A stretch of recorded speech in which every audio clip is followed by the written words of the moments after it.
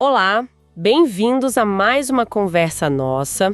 Hoje a gente vai mergulhar numa fonte bem interessante. É uma ministração, um sermão do pastor Elias Silva. E isso foi lá na Igreja Evangélica Pentecostal Liberdade em Cristo. No dia 2 de setembro de 2025, a gente pegou uns trechos-chave dessa fala para analisar. Legal. E a ideia aqui, é tentar entender as mensagens principais, sabe? O que essa pregação fala sobre a vida cristã, sobre os ensinamentos dos apóstolos e também sobre santificação. Temas importantes, né? Com certeza.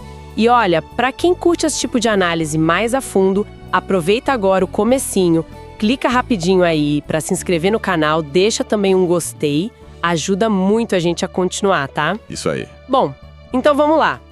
Para começar, parece que a mensagem central dele parte de uma ideia de ruptura mesmo, né? Um novo começo radical para quem entra na fé cristã. É isso? Exatamente, o ponto de partida é esse, muito claro. Se tornar uma nova criatura em Cristo. E o pastor Elias Silva, ele não trata isso como uma metáfora simples. Não. Certo. Ele vai direto nas palavras de Jesus sobre precisar nascer de novo, para poder entrar no reino de Deus. Ele reforça aquela passagem conhecida, as coisas velhas passaram, eis que tudo se fez novo. Então a conversão é apresentada como algo fundamental mesmo, um divisor de águas na vida da pessoa. Entendi. E quando ele fala dessas coisas velhas que passaram, a pregação detalha um pouco o que seria essa vida antiga. Como era? Detalhe assim, ele usa a carta aos Efésios, lá no capítulo 4, para desenhar um pouco esse cenário.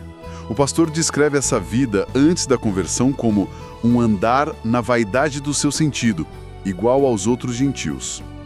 E ele explica o que isso significa, baseado no texto, Fala de um entendimento entenebrecido, quer dizer, uma mente meio nas trevas espiritualmente falando, e uma condição de estar separado da vida de Deus. Entenebrecido, pesado, né? É. E essa separação, segundo a pregação, tem duas causas ali, ligadas: a ignorância espiritual, não conhecer a Deus, e a dureza de coração, uma teimosia, uma resistência. Ah, interessante. Então a vida antiga não é só fazer coisa errada, mas é um estado mesmo de estar longe de Deus. Então não é só uma questão de comportamento, mas algo mais interno, de percepção, de condição. E essa separação por ignorância e dureza de coração, ele distingue bem as duas coisas na pregação. Porque parecem um pouco diferentes, né? É uma boa pergunta. Assim, ele não faz uma análise, digamos, psicológica profunda ali na hora. Mas pelo uso dos termos baseados em Efésios, dá para entender uma diferença, assim. A ignorância parece mais uma falta de conhecimento mesmo, talvez algo cultural, de não ter tido acesso. Certo. Já a dureza de coração soa mais como uma atitude, sabe? Algo mais ativo, um endurecimento, uma recusa mesmo em aceitar a verdade quando ela aparece. Uma resistência consciente, tipo, se fechar para Deus. Entendi, faz sentido. As duas coisas levam à separação, mas a dureza parece implicar uma responsabilidade maior da pessoa, né? Então, abandonar essa vida antiga envolve tanto aprender, receber o conhecimento, quanto quebrar essa resistência interna. Faz todo sentido. E essa nova vida, essa transformação toda, ela não vem do nada, né? A pregação parece dar um peso bem grande para a origem, para a autoridade dos ensinamentos que guiam essa nova jornada. Com certeza, o pastor Elias Silva faz questão de frisar isso. Os ensinamentos que se seguem não são tipo só filosofia humana ou opinião do pastor. Ele ancora isso forte na Bíblia, citando Efésios 2, versículos 19 e 20. O texto lá fala que os crentes são edificados sobre o fundamento dos apóstolos e dos profetas. Certo, fundamento. Sendo que Jesus Cristo é a principal pedra da esquina. Essa imagem da construção é muito forte, Mostra que a fé cristã tem uma base sólida, histórica, estabelecida por Deus, e Cristo é quem alinha tudo. Isso dá uma autoridade, uma continuidade para esses ensinos que vai além de quem está pregando. Essa ideia de ser edificado sobre um fundamento. É interessante. Mas, na prática, o que a pregação sugere que isso quer dizer para o crente hoje? É tipo seguir um monte de regra específica, uma linha da igreja, ou é mais amplo? Olha, a pregação liga esse fundamento direto com a inspiração e a ação do Espírito Santo. O pastor explica que o Espírito Santo não é só uma força, assim, vaga. Não. Ele é aquele que, segundo Jesus mesmo disse, guiaria os discípulos em toda a verdade, faria eles lembrarem do que Jesus ensinou e, ponto crucial para a pregação, capacitaria os crentes para a santificação. Ah, então o Espírito Santo é quem faz a ponte? Exato. Ele é apresentado como agente divino que torna esses ensinamentos vivos, aplicáveis hoje. Então, seguir esse fundamento não é só concordar com doutrinas antigas, mas é viver numa relação ativa com Deus, pelo Espírito, que confirma e aplica essa verdade da Bíblia na vida. E essa ligação com o Espírito Santo parece que aumenta ainda mais a seriedade desses ensinos, né? Principalmente sobre a santificação. Exatamente. O pastor usa uma passagem de 1 Tessalonicenses 4 para martelar esse ponto mesmo. Ele diz que rejeitar os ensinamentos sobre a necessidade de se santificar não é só discordar do pregador, da pessoa, mas é rejeitar a Deus que vos deu também o seu Espírito Santo. É uma declaração muito forte, né? Nossa, bem forte. Ela conecta tudo. A doutrina dos apóstolos, o fundamento, a ação contínua do Espírito, a capacitação e a vida prática do cristão, a santificação. Rejeitar uma parte na visão dele é rejeitar o pacote todo que vem de Deus. Isso eleva a busca pela santidade, né? Deixa de ser só um estilo de vida opcional e vira uma resposta essencial à ação de Deus na vida da gente. Falando em santificação, a pregação realmente insiste muito nisso, né? Fica bem claro que não é apresentado como algo pontual, que acontece ali na conversão ou no batismo e pronto. De jeito nenhum. O pastor é bem enfático nisso. Ele cita Hebreus 12:14. Segui a paz com todos e a santificação, sem a qual ninguém verá o Senhor. Importante. Isso coloca a santificação não como um bônus para quem é mais dedicado, mas como condição necessária mesmo. Um processo contínuo, indispensável na caminhada da fé, que termina no encontro com Deus. Certo. Ele até fala do batismo, explica o símbolo, né? Morrer para o pecado na imersão, ressuscitar para a vida nova na imersão, como está em Romanos 6. Mas ele frisa que o batismo é o começo, o símbolo poderoso, mas não é a jornada toda. A santificação é o desenrolar prático dessa vida nova que começou ali. E como que a pregação descreve essa jornada contínua? Se não é automático, como acontece no dia a dia, assim? Aí ele volta lá para Efésios 4, nos versículos 22 a 24, para descrever essa dinâmica interna do processo. O pastor fala em despojar-se do velho homem. Despojar-se. Tirar, né? Isso, tirar. E revestir-se do novo homem. O velho homem, ele explica como essa nossa natureza antiga, pecaminosa, herdada, que tende para o erro, que se corrompe pelas concupiscências do engano. É algo que a gente tem que ativamente deixar para trás. Entendi. E o novo homem é aquele que é criado segundo Deus em justiça e santidade verdadeiras. A imagem não é de trocar de roupa num instante, sabe? Mas de um processo contínuo. Tirar a roupa velha e suja e vestir a nova, limpa. Esse despojar e revestir soa como algo que exige esforço consciente, né? A pregação dá alguma pista de como fazer isso na prática? Como funciona? Sim. A pregação liga essa luta direto com aquela advertência famosa de Jesus lá no Getsêmani. Vigiai e orai para que não entreis em tentação.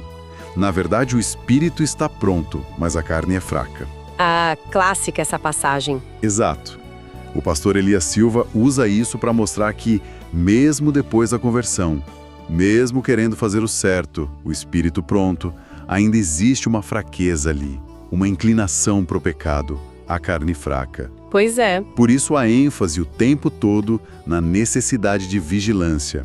Ficar atento às tentações, às próprias fraquezas e na oração, buscar força, direção em Deus.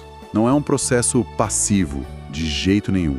Exige disciplina espiritual, atenção, depender de Deus. A santificação, nesse sentido, é uma cooperação. O esforço da gente, vigiar, orar, se despojar, e a graça de Deus, o espírito que capacita a nova natureza criada por ele. Essa tensão, né? Espírito pronto, carne fraca. A necessidade de vigiar. Isso parece que já prepara o caminho para um outro assunto que a pregação toca e que é super atual, os escândalos com líderes religiosos. Exatamente, o pastor não foge disso não. Ele menciona a tristeza, a decepção que esses escândalos causam nos fiéis, e ele enfatiza que a reação certa não é fofoca ou ficar feliz com a desgraça do outro, né? Mas é de pesar mesmo. Certo, de tristeza. E aí ele logo contrasta essas falhas com o testemunho do apóstolo Paulo, lá no fim da vida dele. Uma citação que ele destaca: "Combati o bom combate, acabei a carreira, guardei a fé." Ah, sim, forte também. A pregação usa Paulo como modelo de perseverança, de fidelidade até o fim. Um ideal para a gente buscar, mesmo vendo as falhas em outros. É um chamado para a responsabilidade de cada um, sabe? Manter a própria fé firme, não importa o que aconteça em volta. E essa questão dos escândalos, ele usa isso como um gancho para criticar uma tendência que ele percebe? Sim. Ele faz uma crítica bem contundente ao que ele chama de movimento de desigrejar as pessoas. Ele argumenta que essa ideia de viver a fé cristã isolado, sem ligação com uma igreja local, muitas vezes se alimenta desses escândalos, das decepções com as instituições. Faz sentido a ligação. Só que ele defende que essa tendência é antibíblica. E quais argumentos da Bíblia ele usa para dizer que desigrejar não está certo? Principalmente ele cita 1 João 1,7. "Mas se andarmos na luz, como ele na luz está, temos comunhão uns com os outros." Ah, a comunhão. Isso. Ele interpreta isso como prova clara de que a vida cristã autêntica, andar na luz, exige necessariamente comunhão mútua, relacionamento na igreja. Ele também fala daquele argumento que muita gente usa para justificar o isolamento. A passagem em que diz que Deus não habita em templos feitos por mãos humanas. Sim, essa é bem usada mesmo. O pastor explica que, ok, é verdade que o templo de Deus hoje é o crente, é a igreja como corpo. Mas isso não anula a importância e a ordem bíblica para se congregar, para a reunião dos santos. Ele diz que usar essa passagem para abandonar a igreja local é uma interpretação errada que ignora todo o resto do Novo Testamento sobre vida em comunidade. Então, na visão dele ali na pregação, os escândalos, por mais que doam, não justificam abandonar a vida em comunidade, a igreja local. Exatamente. Ele parece ver o desigrejar como uma reação até, compreensível em alguns casos talvez pela dor, mas que no fim das contas é perigosa e equivocada. Perigosa por quê? Ele liga isso com as advertências de Jesus sobre falsos profetas, lá em Mateus 7. Jesus avisou que eles viriam disfarçados de ovelhas, mas seriam conhecidos pelos seus frutos. Pelos frutos. E logo depois, na mesma passagem, Jesus alerta que nem todo mundo que faz milagre ou prega em nome dele realmente o conhece ou faz a vontade do Pai. Termina com aquelas palavras terríveis: "Apartai-vos de mim, nunca vos conheci." Nossa, essa conexão com Mateus 7 é bem séria. E como a pregação sugere fazer esse discernimento na prática, então? Se tem falso profeta, tem escândalo, mas a comunidade é essencial, como a gente navega nisso tudo? Olha, a pregação não dá uma receita de bolo, né? Mas aponta para princípios. Primeiro, o critério dos frutos. Avaliar não só o carisma, os sinais, mas o caráter, a conduta, a fidelidade ao ensino bíblico de quem está ensinando. Comparar com o fundamento apostólico que ele falou antes. Certo, o caráter e a doutrina. Segundo, a importância da própria comunidade para ajudar nesse discernimento e correção. Estar numa comunidade saudável, segundo ele, não só dá apoio, mas também é um lugar onde os ensinos podem ser vistos juntos, onde um ajuda o outro a ficar firme. Faz sentido, um cuidando do outro. Exato. O isolamento, pelo contrário, deixaria a pessoa mais vulnerável, né? A cair em engano ou a desistir quando fica difícil. Então a resposta para os escândalos não seria fugir da igreja, mas buscar discernimento e uma comunidade de verdade, com mais garra ainda. Ok, então se a gente tentar juntar todas essas peças da ministração do pastor Elias Silva, qual seria a mensagem central que fica? Parece ter um chamado bem forte para uma transformação real, né? Essa ideia da nova criatura que não é só um nome, mas algo vivido no dia a dia. Sem dúvida. E essa vida nova não é solta no ar, ela tem um alicerce firme. Os ensinamentos dos apóstolos, que ele diz serem inspirados por Deus, e ela é energizada, guiada pela presença ativa do Espírito Santo. Não é uma fé subjetiva, que cada um inventa a sua. E essa vida guiada pelo Espírito se mostra, na prática, na busca contínua pela santificação. Aquele processo diário que você falou de se despojar do velho e se revestir do novo, que exige vigilância, oração, esforço consciente. Isso. E por fim, a pregação bate muito na tecla da importância de perseverar nessa fé e de participar ativamente da comunidade cristã, da igreja. Mesmo com as falhas humanas, com os escândalos e com as vozes que hoje incentivam o isolamento, o desegrejar, a fidelidade de cada um e a comunhão de todos são apresentadas como coisas inseparáveis, essenciais. Então, amarrando tudo, a mensagem parece ser um apelo bem vigoroso à integridade e à prática da fé cristã, né? Uma fé que não é só interna, tipo renovar mente, lutar contra a carne fraca, nem só externa, ir à igreja, fazer rituais, mas uma integração das duas coisas. Exatamente. Uma transformação por dentro que aparece na santidade prática e no compromisso com a comunidade, a comunhão uns com os outros. E tudo isso, claro, com essa necessidade constante de discernimento, para não sair do caminho. Perfeito. É um chamado para viver a fé de forma autêntica mesmo, fundamentada, perseverante e relacional. Enfrentando tantos desafios que vêm de dentro da gente, da natureza humana, quanto os que vêm de fora, né? O engano, o desânimo.